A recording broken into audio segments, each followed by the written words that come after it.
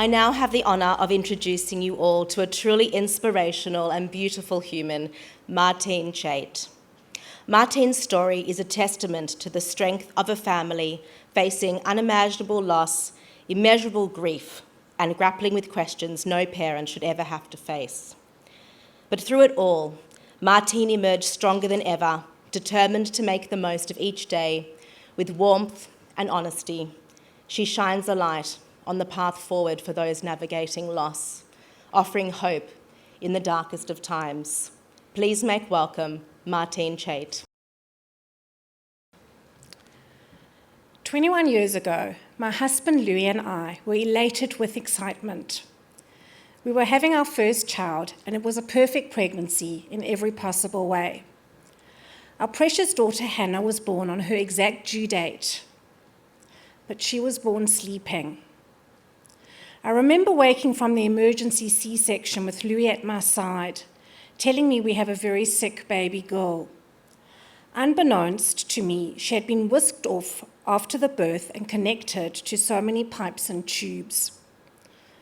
A whirlwind of emotions, with Louis and I having to make the gut-wrenching and agonizing decisions. Hannah, our sunflower, as she was such a happy and peaceful baby, passed away 2 days later. Our dreams, prayers, and hopes came tumbling down. No answers were ever found. We were literally left empty. But life had to continue, and so it did. So many of our friends were having beautiful and healthy babies, with baby namings and brisses, which we bravely attended with broken hearts. I was desperate to try again. And a year later, we welcomed our precious son, Adam. Then, 3 years later, after that, 5 years after losing our precious Hannah, we had beautiful Benjamin, a perfect little boy in every way. He attended a little daycare a few days a week and loved his big brother. They shared a very special and beautiful bond. Such a joyful and delightful little boy who loved life and always made us laugh. There wasn't a night that our Benny didn't snuggle up in our bed with Louis and I. At the age of almost 2 years old, Benjamin had symptoms of a typical tummy bug. He went to sleep that Shabbat night all very excited, as we were doing a combined birthday party for both him and Adam the next day, so there was lots of celebrations about to happen. That Shabbat morning we woke up to find Benny not in our bed. He never made it to our bed that night. It was Adam who found Benjamin lifeless in his bed and came running to our bedroom to tell us he wasn't moving. Louis went running to his bedroom with 000 on the line, talking him through resuscitation, with me following and falling behind, not believing what was happening. I was pregnant at the time with our Naomi. The paramedics arrived and tried to revive him. Eventually, they came to tell us that our son had passed away. Our lives came tumbling down once again. From the unimaginable memories of the police making breakfast for Adam, Hatsola, our neighbours and friends in total disbelief, paramedics, ambulance, interviews with investigators down at the police station, Louis first to be interviewed and then me to make sure our stories were similar. Just pure chaos and me screaming, us again, it just can't be. And we have our Adam. It was meant to be the day of his 5th birthday combined with Ben. Where do we start? I had to protect and shield Adam, also being pregnant with Naomi. I was a high-risk pregnancy from losing our Hannah, but now I was totally off the charts. And life had to go on. We had to manage the autopsy, calling the coroner for answers. But there were none. And every time I turned around, I saw our Ben smiling. Days went by full of anxiety and despair. Eventually, we had to move out of our house. It was just all too much. Our friends and family were all extremely supportive, from helping us clear out Ben's room to just wanting to be with us. We made new friends and we lost some old friends who perhaps found our situation all too hard. Louis and I aged and grew quickly. We had no choice. Our Adam was our anchor, Caring for him and giving him the best possible life helped us go on. He was so young, we did not realize the impact it had on him. I wasn't ever going to give up, and believe me, there were many days that I had to somehow make that sun shine for him and my unborn child, and of course my Louis. I continued living being a mum, making school lunches and taking and fetching from kindy. I used to take myself off to different areas of Sydney as I found the local ones to be far too overwhelming for me. Whoever I'd see or bump into would ask me questions where I simply had no answers. Here again, I had to become a harder person and let go of empty comments. We were beyond desperate and anxious for answers. I would get up 4 to 5 times a night, heavily pregnant with Naomi, checking on our Adam to make sure he was breathing. It took months before we had any response or answers from the coroner, and we were desperate, especially being pregnant. We thought genetics and even went for testing at the time. We didn't know what to think or where to turn. We were eventually told a virus. I would take Adam and Naomi shortly after she was born for regular health checks to the local hospital. My anxiety levels were through the roof. I was so scared they'd find something wrong. That was reassuring for me. We all had intense counselling at the time. Louis and I went together. Adam had play therapy, where he made a beautiful memory box for our Benjamin. I once saw a counsellor who couldn't understand how I managed to get out of bed each morning. I remember looking at her and realising that nobody can ever truly understand this type of pain. We as a family are going to need to stand together and deal with it as best as we possibly can. And so we have, to the very best of our ability. I didn't attend our Benjamin's funeral. I was pregnant at the time.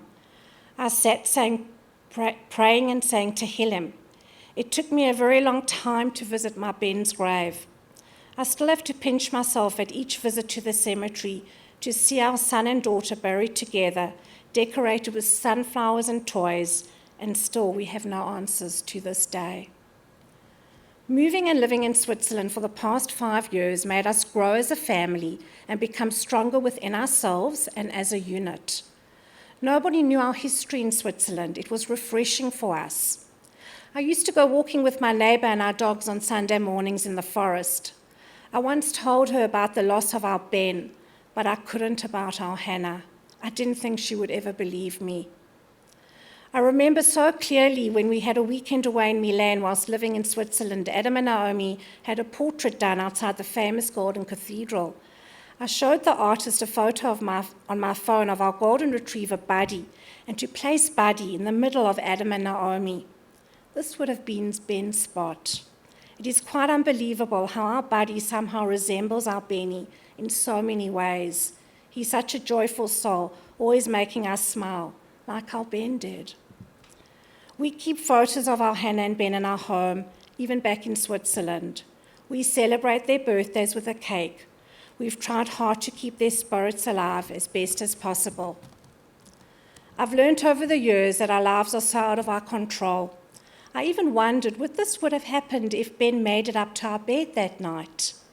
I remember my late father once said to me, "What happened to Benjamin would have happened in your arms." If something is going to happen, it's going to happen no matter if you're there or not. I used to somehow believe that if something went wrong, I'd be the one to fix it or stop it from happening. I always believe that as long as you are breathing, nothing else really matters. But Louis and I have had to learn to let go and let be, as our worry and anxiety for both our Adam and Naomi were on the next level. Every time they'd go out or sleep out, I would wait anxiously for that call the next morning, or I would wake up in the night wondering if they are okay.